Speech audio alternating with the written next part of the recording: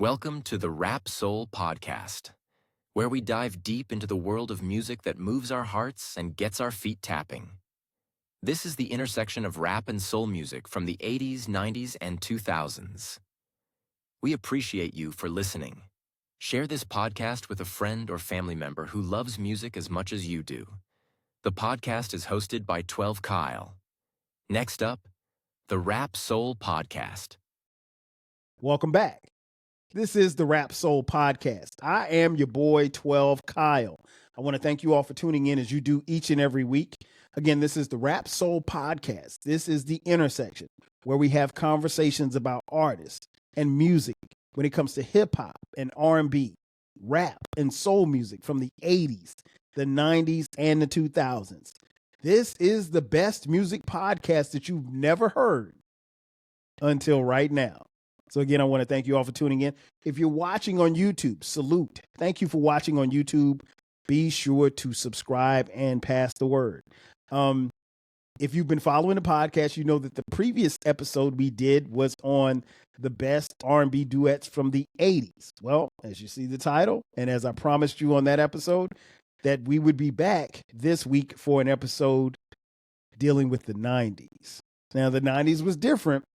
I will venture to say that the 90s, at least as far as my list is concerned, the 90s didn't have as many dope duets when it came to R&B, but still some great ones nonetheless, and we'll talk about them.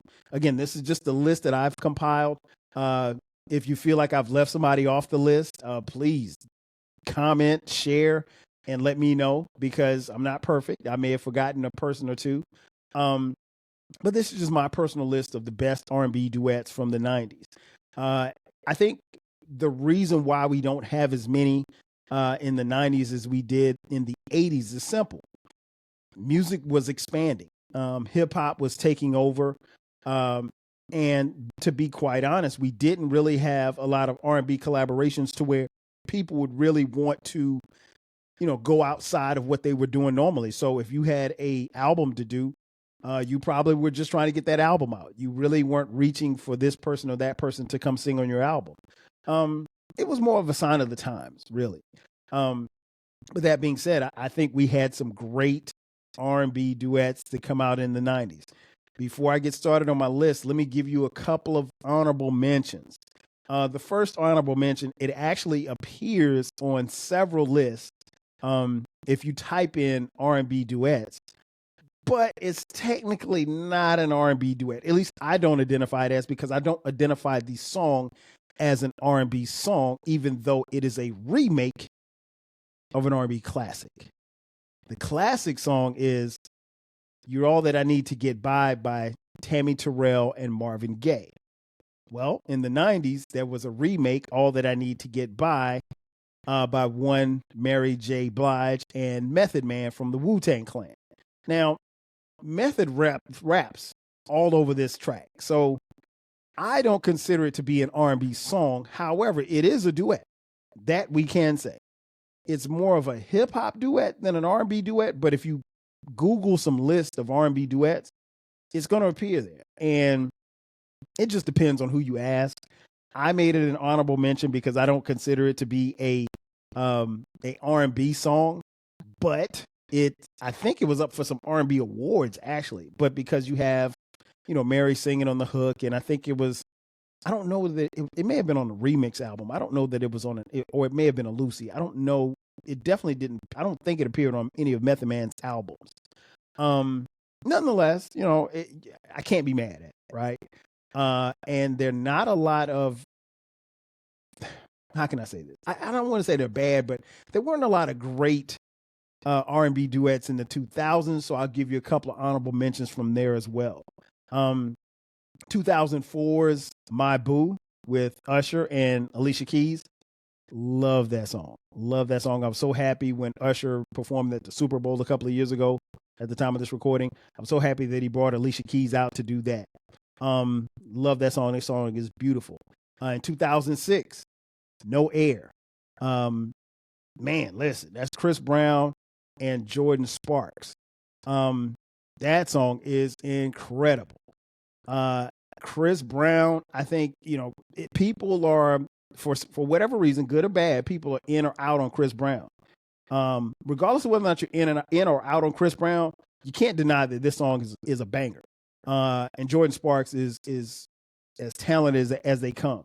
And in 2006, they put out some heat on that one. Go listen to it. It will not disappoint you if you're into R&B duets. But that being said, let's get on to the 90s R&B duets, at least the best that I have compiled. And these are in no particular order, but one of my favorites. Probably is in my top 3, and it ain't 3. Nothing Really Matters by Lauryn Hill and D'Angelo. Man, listen, I never get tired of this song. This song it's on every slow tape that I got, or slow CD, because by this time I'm making CDs. I wasn't making tapes anymore. It's on every CD that I've made. Man, yeah, I don't know. Like, I would have loved to have gotten a prime D'Angelo and a prime Lauryn Hill collaboration album.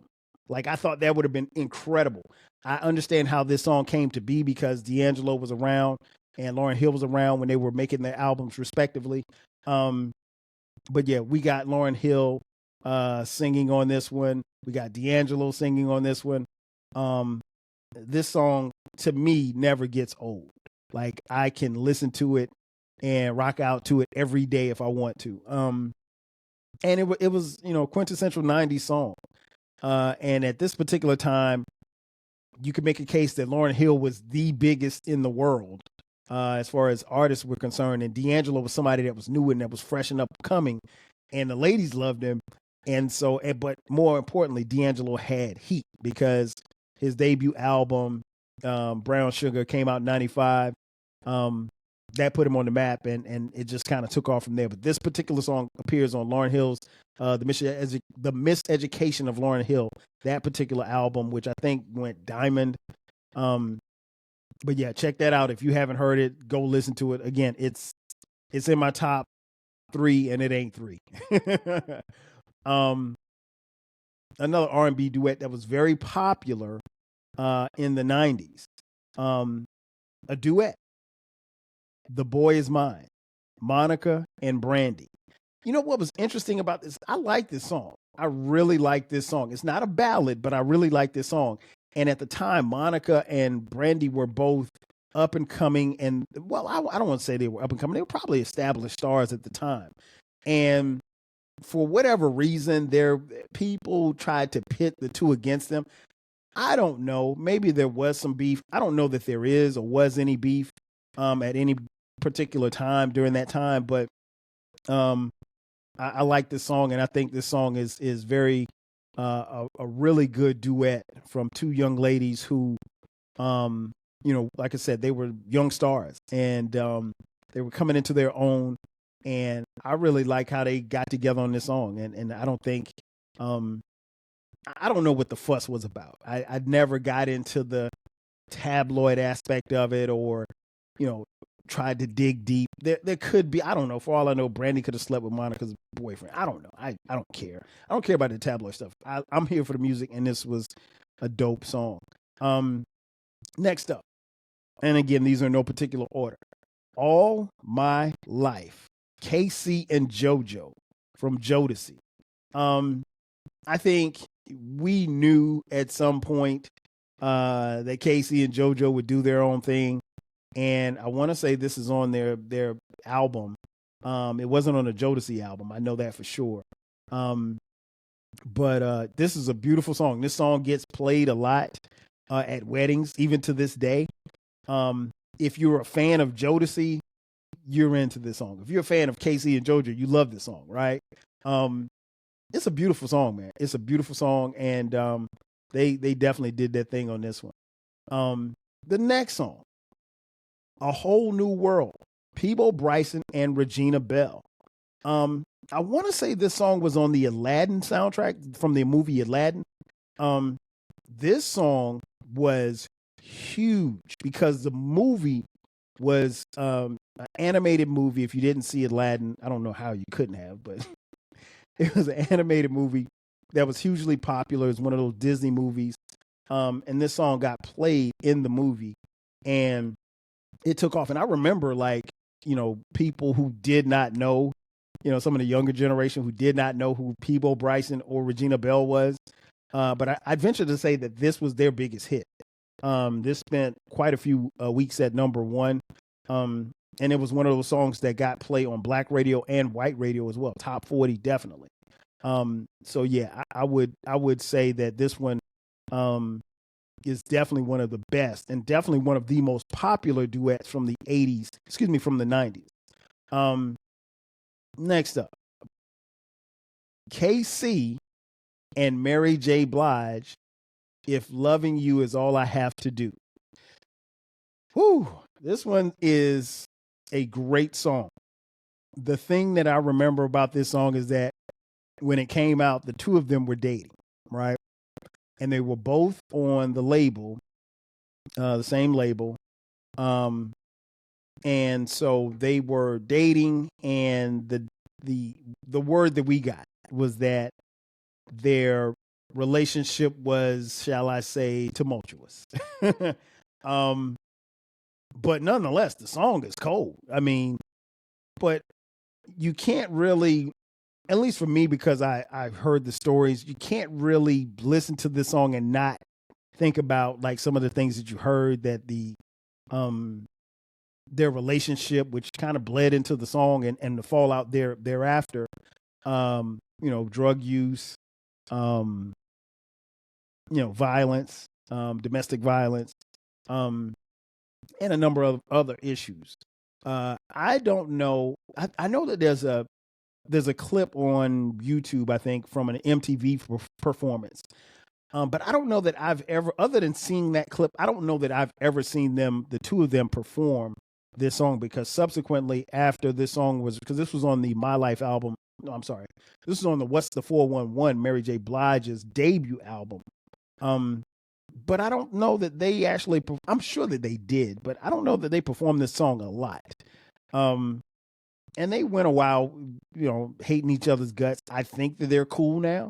I don't know that they'll ever perform the song again, because they're in different places. And Mary, I don't think when she does her classic songs, she doesn't do that one. At least I haven't heard that she does, but still a smoker nonetheless. Next up, We Can't Be Friends, Deborah Cox and RL. Man, this one right here is incredible. If you listen to the lyrics, I mean, it's a quintessential love song between two people who have had a relationship, but prior to that they had a friendship, and they go from friends to lovers, and they can't go back to being friends. And I think if you've, in your lifetime, if you've had any friends that became lovers, you probably didn't go back to being friends. Or maybe even if you weren't friends, maybe if you were just, someone was your lover, and then they try to be friends after you broke up, doesn't always work. It does sometimes, but most of the time it does. But great song. Love this song. Next up, Someone to Love, John B and Babyface. Now this one was interesting because, if I'm not mistaken, this song was on John B's debut album, which Babyface, I want to say, produced at least some songs, and John B was his protege. The problem is that John B kind of sounds a little bit like Babyface, which is not a bad thing. But when you hear this song, I know, like, the first couple of times I heard it, I was like, I could tell the difference between the two gentlemen, but it was kind of like overkill. But it is a great song. The song grew on me. I can't lie, it grew on me. It is definitely one of those joints from the 90s that you will remember for real. Next up, Baby Hold On to Me, Eddie and Gerald Levert, the late Gerald Levert. As many of you know, I shouldn't have to tell you, but Eddie Levert is Gerald Levert's father. So the Leverts are some singing singers. They sing until the sun goes down. And so I love this song because, this was one of the few times where we got to hear father and son. And, I personally, I think the song means even more now that Gerald is gone. Eddie's still here with us. But this is a beautiful song. And the Leverts just have a different sound. The thing that I've always loved about the Leverts, from Eddie on down to Gerald, like they have a signature sound, and their voices, you don't have anybody else in R&B that sounds like a Levert. Nowhere. Right now we're going to take a commercial break. On the other side of the break, I'll give you a few more before we get out of here. Sit tight. We'll be back in just a second. If you want a podcast where culture, conversation, and life collide, where you get insightful commentary, engaging discussions, and a fresh perspective on everything, then you need to listen to the 12 Kyle podcast. Hosted by the one and only, yours truly, 12 Kyle, a voice that you know and trust. This podcast will bring you thought-provoking moments, compelling stories, and a whole lot of fun. Whether you're a first-time listener or just tuning in, each episode promises to be something new and exciting.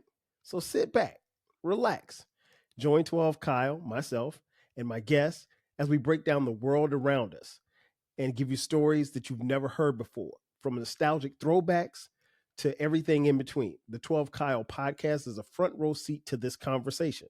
Subscribe now and never miss an episode of the 12 Kyle podcast, where the vibe is always real and the discussion is always worth your time. And just like that, we are back. Once again, it's your boy 12 Kyle. This is the 12 Kyle podcast. And we're talking about the best R&B duets from the 90s, a list that I compiled myself. So if you have issue with it, take it up with me. As I mentioned before the break, I gave you a few, and I'll give you a few more before we get out of here. Again, these are in no particular order. Next one, Count on Me. CeCe Winans and Whitney Houston. Listen, if I'm not mistaken, this was on the was this on Waiting to Exhale soundtrack? I think it was on the Waiting to Exhale soundtrack. I think. Don't shoot me if it wasn't. But this is a beautiful song.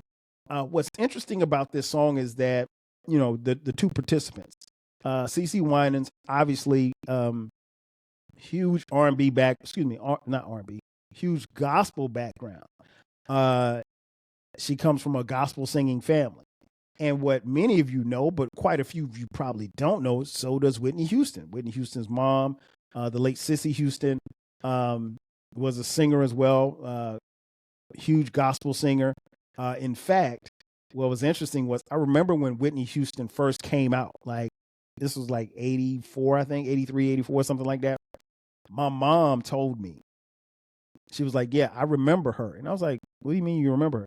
She was like, I remember. She was like, because she used to sing at our church. And I was like, what church?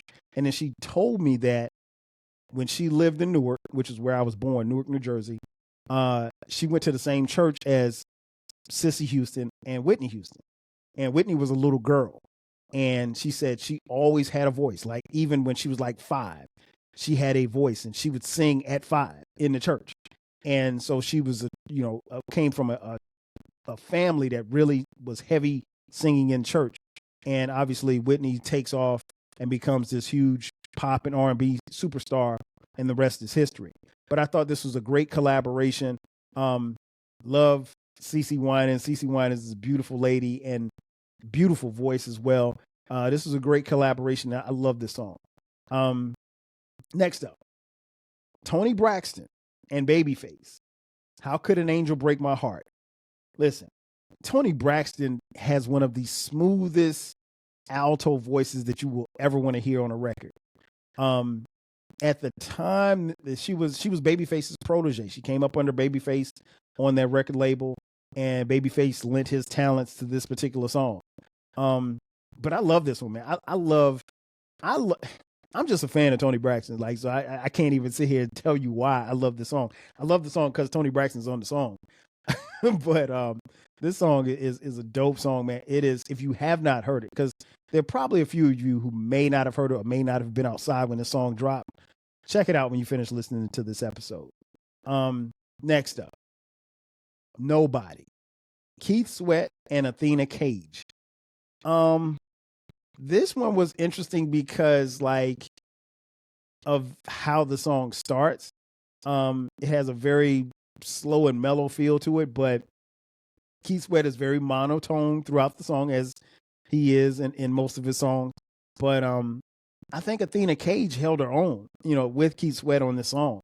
Um, and this is a very, very popular song. I don't care if you like Keith Sweat or if you don't like Keith Sweat. Everybody knows Nobody. You can go on social media and you'll see some Nobody memes because this song still resonates to this day in 2025. Probably the sleeper of this list for the best duets from the 90s. Candlelight and You, Shantae Moore and Keith Washington. Oh my God, this song is flames for real. Like, this song was on a lot of my slow jams CDs back in the day. For one, Shantae Moore is beautiful, right? And the ladies love Keith Washington. So these were two beautiful people, I guess. And this song, man, listen, this song is it is a great song. I don't know why this song, and for as popular as this song was, and it got a lot of airplay on the radio, it just never blew up like I think it probably should have. But yeah, I love it. I love it. I love it. I love it. I don't think this song doesn't ever get old to me either. Next up, a little bit more up tempo joint from a actual couple. Something in Common from Whitney Houston and Bobby Brown. Now, at the time, Whitney and Bobby were married. I love this song, man. I'm probably one of the few people that really, really love seeing Whitney and Bobby together, particularly when they were, in their own thing. Like, I know, like, the TV cameras and the reality shows, they were probably ahead of their time, but like, they lived here in the city of Atlanta, like where I live. And I know several people who would see them out just on a humble, just kicking it. And they kicked it. They didn't kick it like the superstars that they were. They kicked it like literally like regular people. Like, one of my friends always tells a story about how he was in a hotel bar somewhere in Buckhead, and there was a piano, and he just wandered over to the piano. He started playing, and he said, all of a sudden, Whitney Houston comes by, and he said, because she and Bobby were at the bar having a couple of drinks, talking to the bartender, very inconspicuous. The way he described it was that nobody paid them any attention. So he wanders over to this piano. He starts playing a little soft music or what have you. And then Whitney comes over and she asked him to play something. He's shocked, like that Whitney Houston even acknowledges him. And he starts playing this song and she starts singing. And I can't remember what song it was. He's going to kill me for telling the story because he tells it so much better than me. But nonetheless, like, I love hearing stories about how Whitney and Bobby were just regular people just moving throughout the city. Not on the paparazzi, not on the superstar type stuff. But and I heard more of those stories than I did any stories about Bobby being wild or Whitney being a diva. But yeah, that song just, anytime I hear it, man, it puts a smile on my face. Then it also is also kind of sad because Whitney's no longer with us, and I really, really wish she was here. Next up, One Sweet Day, Mariah Carey and Boys to Men. This one was everywhere. This one dominated the pop charts, dominated the R&B charts. It's a song that speaks to, losing someone, and it's a sad song, but it's also a song of reflection. And I think what they did was what they intended to do was to touch people. This song touched a lot of people, and it still does to this day. This song still resonates. It still goes. It's a song that people still play when they're reflecting on a loved one, a friend or family friend or family member that they may have lost. It is a beautiful song. It is a beautiful song. It stayed, like I said, at number one for weeks at a time. So yeah, I have nothing bad to say about that song. Next up, When You Believe, the aforementioned Whitney Houston and Mariah Carey. Someone may be able to correct me on this. At least for me, I think this is the first time that I heard them together. What was interesting was when Mariah Carey came out in the late 80s, that was the first comparison. Like, is she the next Whitney? And what was interesting was people were trying to make her the next Whitney, but Whitney was still here. It wasn't like Whitney was gone. Like, so it was like, how can you be the next Whitney when Whitney hadn't left? But I like the song. I like the song a lot. I think it was, I would have loved to have seen them do more songs together. I know that Mariah was heavily influenced by Whitney, and Whitney's mentioned in several interviews that, you know, she was influenced by Mariah as well. So they had a definite mutual respect for each other, mutual love for each other. And again, it's sad that Whitney's no longer here. Next up, Unforgettable. Nat King Cole, and Natalie Cole, his daughter. This one came out, I want to say in like 91, so it was early in the decade. Of course, you remember Nat King Cole's song "Unforgettable." Who couldn't? I mean, who could forget? I know, cheap.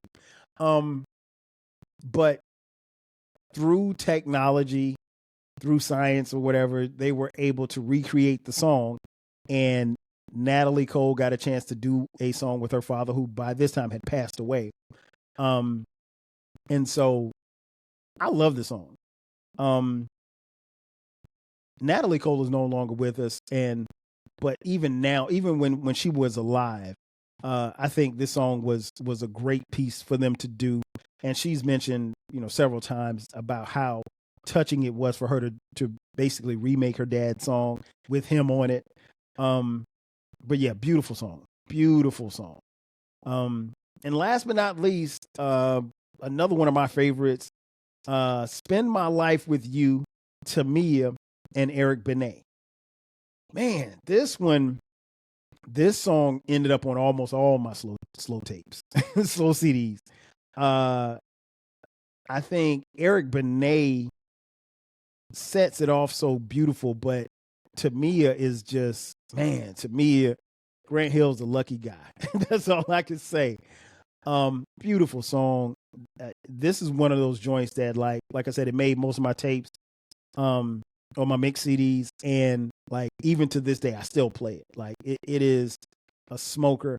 It was one of the best, I think, in the 90s, and I don't know why they probably didn't make more songs together, because they are doing, and I've seen, you know, clips of them doing this song together.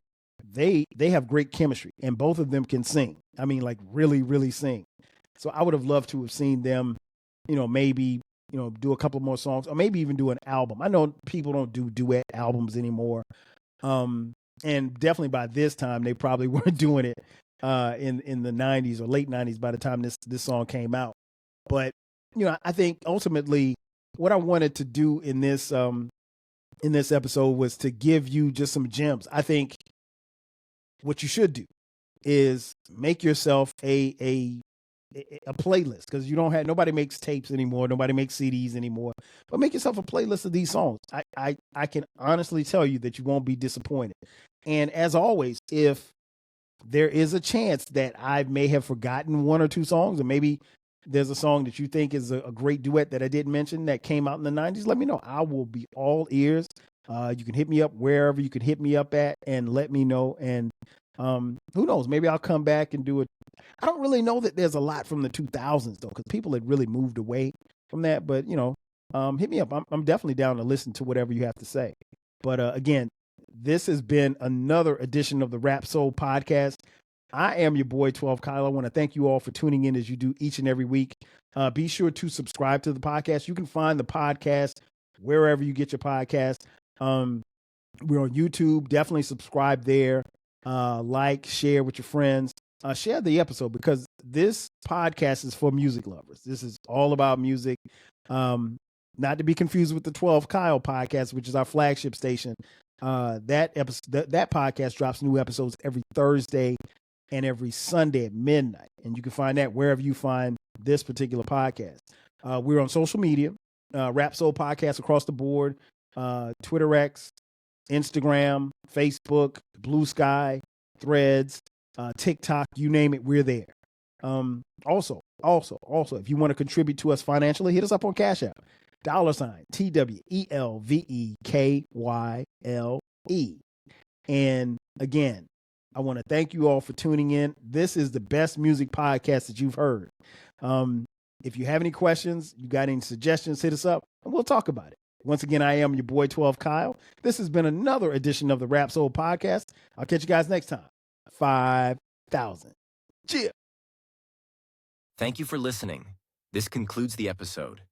Be sure to subscribe to the Rap Soul Podcast. You can find the podcast wherever you get your podcasts. Follow the podcast on social media. And feel free to continue this discussion on our Reddit page. More importantly, share this podcast with a friend or family member who loves music as much as you do. Until next time, 5,000.